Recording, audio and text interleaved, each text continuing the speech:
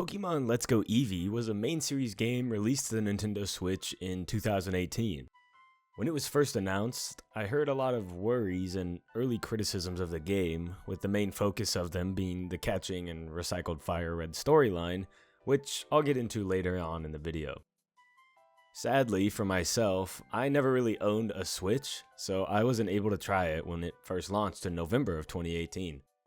Years later, I got my hands on a new OLED Switch and decided to make my way through all the different Pokemon games on it.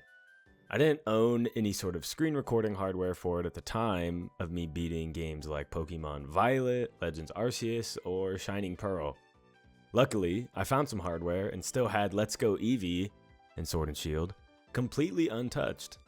Looking up Let's Go on Google nowadays will show you it's got a 4.5 out of 5 stars on GameStop, and 93% of Google users like the game. While I share my thoughts and opinions in this video, I will say I'm with the majority in my rankings. Please don't leave though, I worked really hard on this video. The video is broken down into 4 different parts: wild encounters and catching, story, battles/gyms, and gameplay.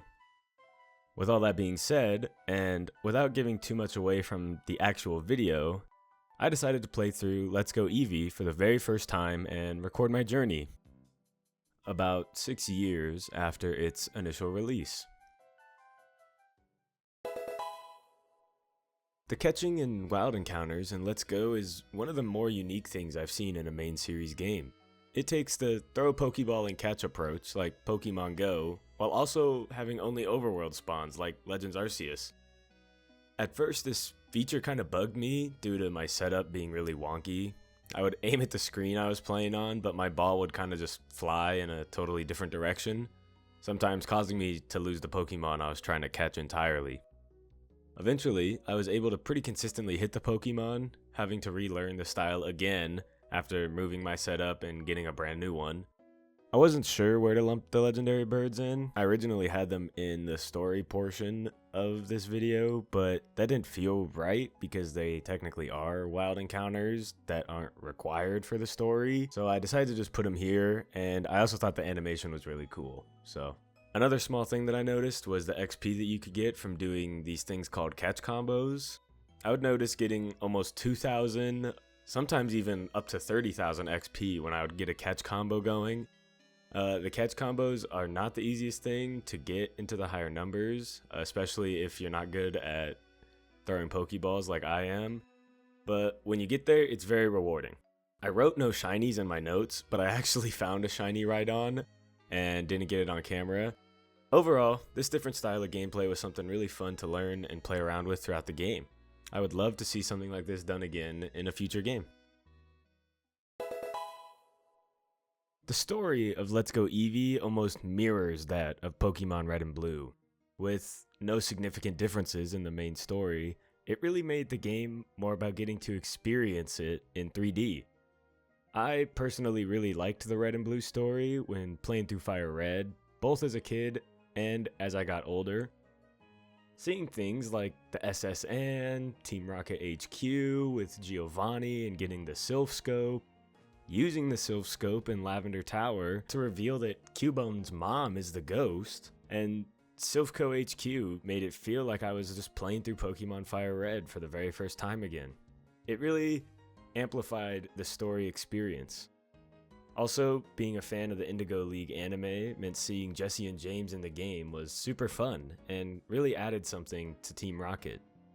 Smaller things like the Fighting Dojo and Fossil Lab were also really fun to experience. Seeing as a kid, I never really knew about those things. The post-game for Let's Go was something super cool to play through as well. I normally don't spend too much time playing through the post-game, just because I don't really have the patience or want to. But when doing research on this game, I learned a couple things and really wanted to try them out. When Mega Evolving came out in Pokemon X and Y, I loved it. And my favorite Pokemon, Mega Gengar, finally had a different shiny. Learning this, I decided to take on the quest of finding the 3 post-game trainers, Red, Blue, and Green. Along the way, I managed to get my hands on some other Mega Stones and a very prominent legendary Pokemon.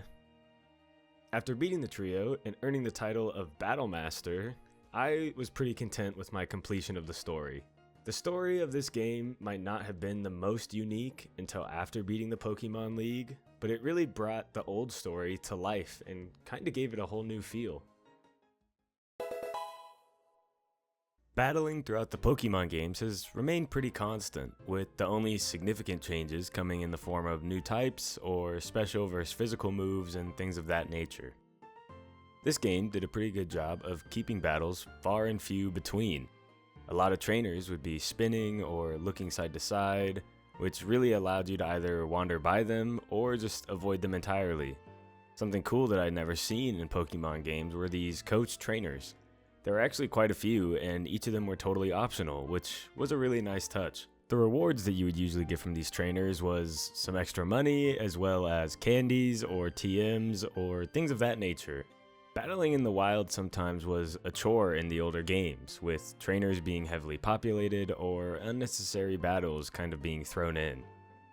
This game did a pretty good job of making it feel more about the story and less about level grinding and training, while still giving you the option for heavy battling if you really wanted to play the game that way. Gyms were a little different as well. While the actual battle and format of the gyms and puzzles remained pretty much the same as the originals, there was a new feature added to the game. An entry task was required at every single gym, ranging from certain types or levels to more unique things like cuteness or number of Pokemon caught. These tasks were never super outrageous or difficult, but really added an extra layer to gyms that made them a lot more interesting. As for the gym leaders themselves, I found all of them to be well within reason for how far you had been in the game. I was a little lazier with my training, so I would often be slightly underleveled for the actual gym battle.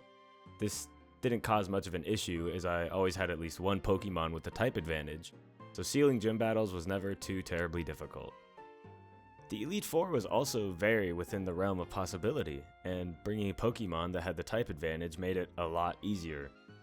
Overall, they didn't pose as much of a threat as Elite Fours from previous games, but they still had enough bulk and power to make it feel like a harder fight. I never lost and had to restart, but I also found myself more than once in a really tough spot. The champion cutscene and fight was also pretty cool, using Mega Evolutions and a full team of 6. The animation after you beat the league is really cool as well, and overall capped off an otherwise pretty fun league experience. I personally really enjoyed the gym leaders and trainer battles in this game. None of them ever felt totally unwinnable or like a waste of my time, which made the game go by quicker and, honestly, more enjoyably. Nintendo has had its fair share of bugs and glitches in the games.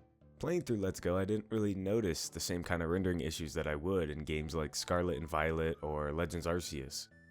This may be due to the open worldness of Scarlet and Violet, but Let's Go felt like a pretty solid game overall.